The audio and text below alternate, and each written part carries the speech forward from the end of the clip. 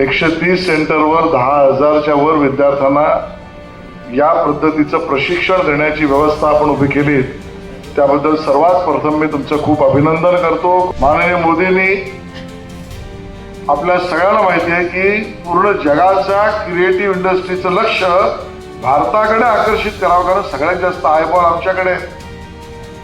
YouTube असो वा अन्य कुठलाही प्लॅटफॉर्म असो, त्याच्यावर लागणाऱ्या रील्स बनवण्यातल्या क्रिएटिव्हिटी आणि बघण्याचे डोळे दोन्ही आमच्याकडे जास्त। आणि त्यामुळे जगासाठी व्यवसाय हा आपल्याकडे आल्याशिवाय पर्याय नाही।